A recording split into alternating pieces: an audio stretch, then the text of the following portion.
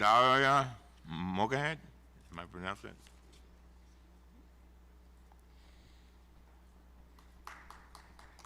Is the Director of Research at the Institute for Social Policy and Understanding, where she leads the organization's pioneering research and thought leadership programs on American Muslims.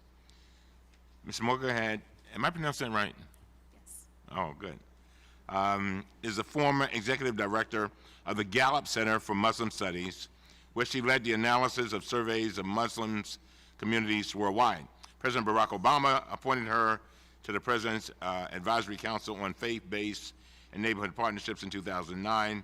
She is also the CEO of the Mogahed Consulting. Thank you very much for being with us, and we're all ears. Thank you, and it's an honor to be here. Islamophobia, defined as anti-Muslim bigotry or discrimination, has reached unprecedented levels in American political discourse and policy. Muslims are the least warmly regarded group in America. Political leaders, primarily in the GOP, receive standing ovations and points in the polls for suggesting that Muslims be banned from the United States, that a Muslim cannot be president of the United States, and that Islam is a cancer to be removed from America, among other statements. Now, while clearly a danger to Muslims, my testimony seeks to argue that Islamophobia is a threat to every American and should be addressed as a national priority. First, Islamophobia makes us less free. It is driven by fear, and from a neurological perspective, fear makes us more accepting of authoritarianism, conformity, and prejudice. Three things that are corrosive to our freedom. Second, anti-Muslim legislation overlaps with legislation that curtails the rights of other minority groups. Specifically, we found an 80% overlap between anti-Sharia legislation and legislation that takes away the rights of African American and Latinos to vote, the rights of women, the rights of the gay community, and the ability for workers to organize. One more is immigrant rights. So anti-Muslim legislation and legislation that takes away the rights of other groups are connected by 80% of the legislators that propose them. But Islamophobia also makes us less safe. It incites anti-Muslim attacks, and there's a sharp rise in hate crimes over the past several years. The second thing is it feeds the ISIS narrative. According to a Pentagon press secretary, Peter Cook, anything that tries to bolster the ISIL narrative that the United States is somehow at war with Islam is contrary to our values and contrary to our national security. We actually have seen actual propaganda videos that use clips from Donald Trump's statements in them. It feeds the narrative of and the actions of white supremacy hate groups that target Americans of color. According to experts at the Anti-Defamation League and the Southern Poverty Law Center, who monitor hate groups and anti-Muslim sentiment, Trump's call to halt the entrance of Muslims to the United States drove online chatter among white supremacists and is likely to inspire violence against Muslims. In fact, another study found that there was a link between these statements in December and actual hate crimes. So, what should we do about it? And I recommend the following. We should continue to reinforce guidelines from the Department of Education to schools and universities to address bullying and discrimination. I just came back from a conference where a young man, he couldn't have been older than 12, raised his hand and said, "I am being socially oppressed at school." The fact that he even had this language was heartbreaking. And then he went on to describe the daily harassment and bullying that he was facing, being called a terrorist on a daily basis, being accused of having bombs, and he had no idea what to do. And this story is something I hear everywhere. 50% of Muslim students say that they face some level of bullying, and 20% of the time it's actually from the teacher. We also have to reevaluate federal law enforcement strategies and FBI programs and how they impact the Muslim community. We can no longer securitize our relationship with the Muslim community or criminalize a community. Things like invasive law enforcement, including surveillance and the overuse of informants, alienates the community while casting them as suspects to their fellow citizens, reinforcing stereotypes and bigotry. We should also implement a national strategy to combat white supremacist violent extremism. As UNC Professor Charles Kurtzman and Duke Professor David Schnasner explained last June in the New York Times, Islam-inspired terror attacks accounted for 50 fatalities over the past 13 years and a half. Meanwhile, right-wing extremists averaged 337 attacks and were responsible for 254 fatalities. Despite these realities, we lack a comprehensive strategy and infrastructure to combat the growing threat of white supremacy ideology. This deficit endangers the American Muslim community as well as all Americans of color who have been victims of bigotry-motivated violence, from arson attacks to lethal shootings. And finally, we must apply a consistent definition and public treatment of terrorism across violent incidents. While defining terrorism is tricky and riddled with complexity, a consistent application of an objective standard is badly needed to re-educate the public, which only hears the term applied to Muslims, despite the facts. Treat Muslim terrorists like Christian terrorists, as deviating from their faith rather than adhering to it extremely. Muslim terrorists are not extreme, they are simply deviant. Apply equal publicity to terrorist attacks, regardless of ideology. Though Muslim terrorism is a fraction of all terrorism in America, it receives the vast majority of public attention, reinforcing stereotypes and bigotry. Thank you.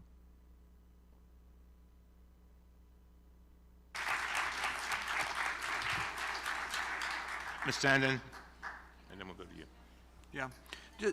Thank you very much, Dalia. That was much needed and much appreciated. I just want to add a data point that may be uncomfortable for some, but is a reality, and that is that there is a deep partisan divide on this issue. A poll that we did last year found, we asked specifically the question, this is actually early this year, if a Muslim American were to attain an important position of influence in government, are you confident the person would be able to do the job, or do you feel their religion would influence their decision-making? 52%, a majority of Hillary Clinton supporters, said the Muslim could do the job. Others were unsure. There was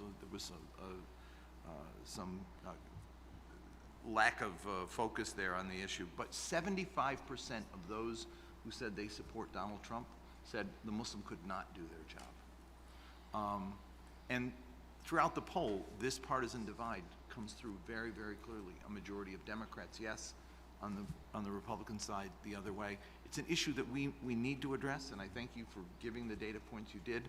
But when Donald Trump says that a Muslim judge couldn't do the job, he's speaking for a base of support in his own party that we have to be wary of, we have to be concerned about, and we have to address. Thank you very much for making that point. I'd like to add that when you look at anti-Muslim sentiment and when it has spiked over the past several years, I actually looked at it from right before 2001, the attacks of 9/11, to 2013. And what I found is that it spiked 3 times. Once in the run-up to the Iraq War, and then among Republicans in the 2008 and 2012 election cycle. When it did not spike was at 9/11, with the actual attacks of 9/11 and in the Boston bombing.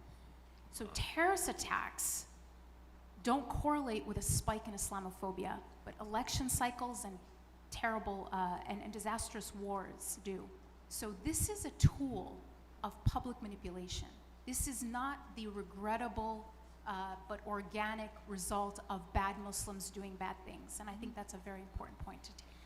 That's a great point, Ms. Standen.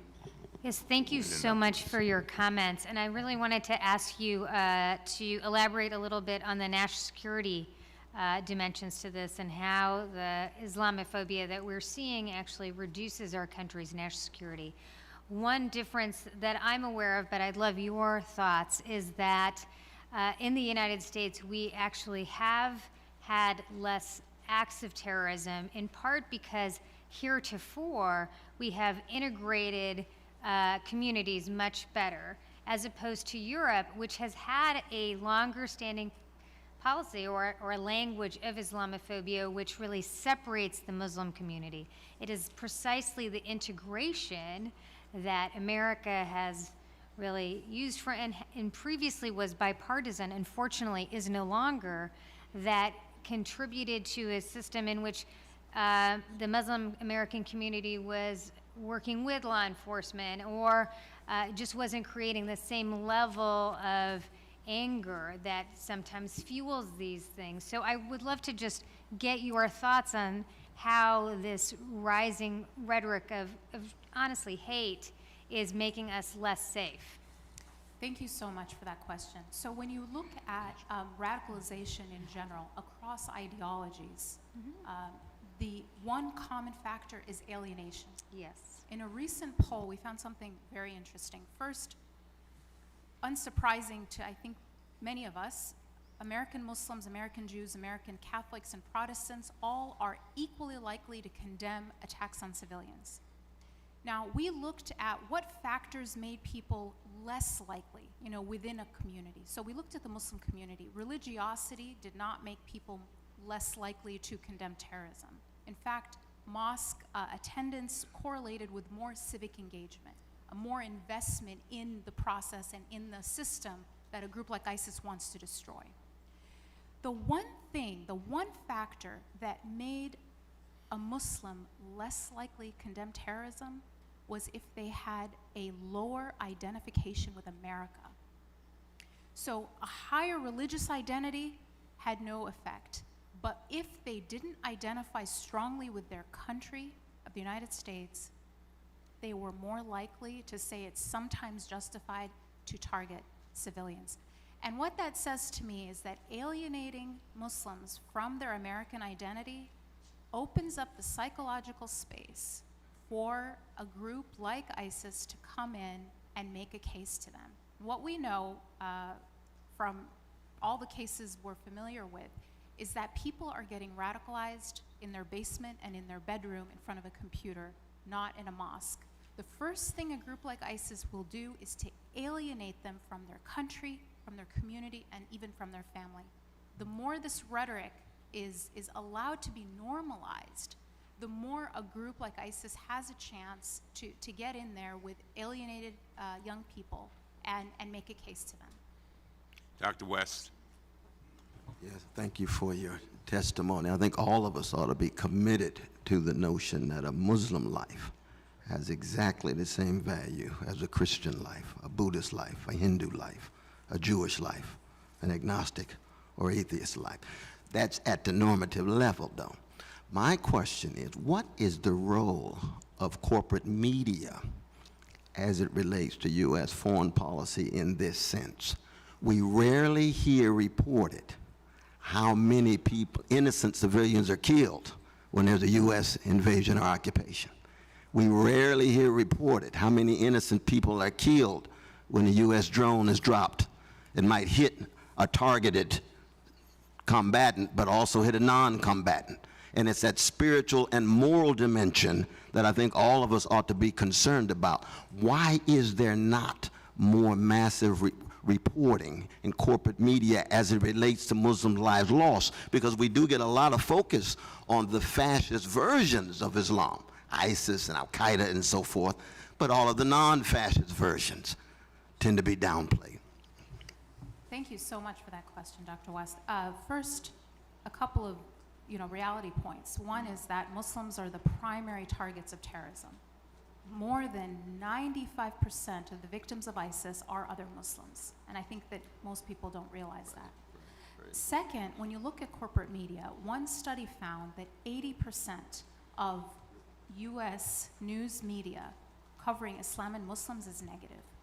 Now that that might not mean anything. 80% sounds like a big number, but you actually can compare it to US news media coverage of North Korea, and it's 72% negative.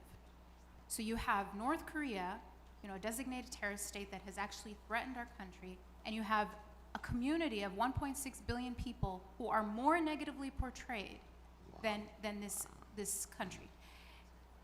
One study of the New York Times, the most elite and so-called liberal paper, found that Islam was portrayed more negatively in the New York Times than was cancer and cocaine.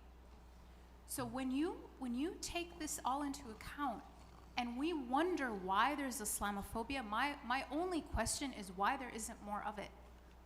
And the first victims are the American people. Our first casualty to this media bias is our freedom, because we are being manipulated as citizens, and our critical thinking is being dumbed down and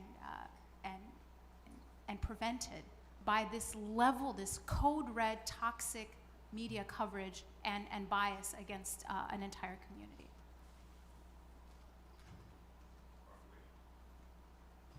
Thank you. Thank you for being here. Your testimony is so important today, and we really appreciate it.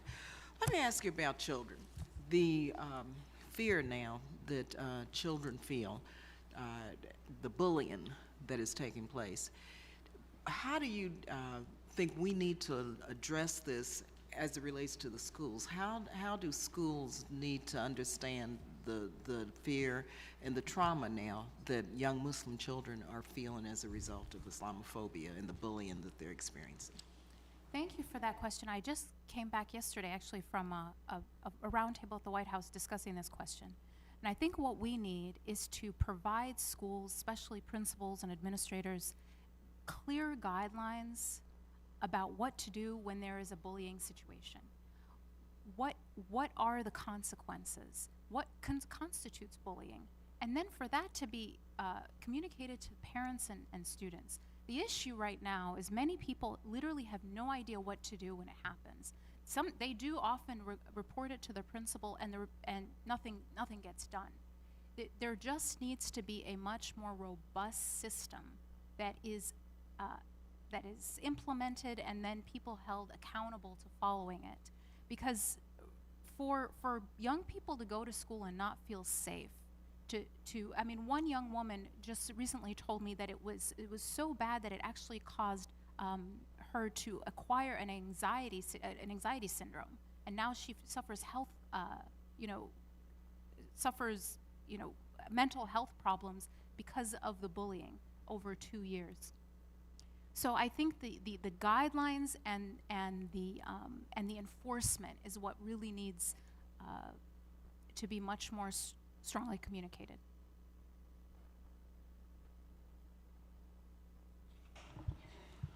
Hi, hello again. Thank you for your testimony and the impact on Muslims in the United States.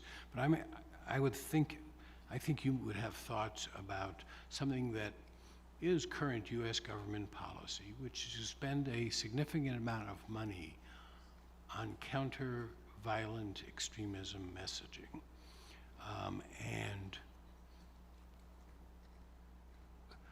just to your reaction, this maybe drifts a little bit into tomorrow's program, but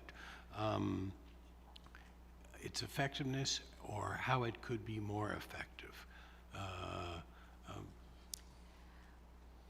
Well, I have a lot of thoughts on that. I'll come back I tomorrow. think that we are currently,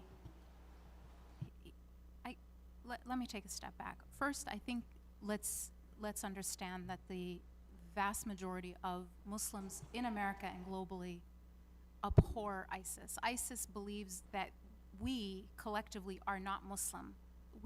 They regard us as outside the faith. So their primary victims are other Muslims. They are already doing counter-violent extremism messaging through their behavior. Where all of our good efforts really get eroded is in the rhetoric and statements of our political leaders.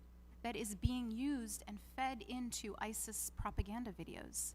We can do all the CVE counter narrative we want, but when the loudest voices are actually perpetuating the same narrative as ISIS, which is that there's a divide, and it's this enmity between Islam and the West, and it's irreconcilable, and it can only be a relationship of animosity. When that's the narrative, when the narrative is you have to choose between being an American and being a Muslim, all the CVE counter narrative that the State Department is putting out is ineffective. It's a drop in the bucket, and these other voices are much louder. Thank you very much. Thank you.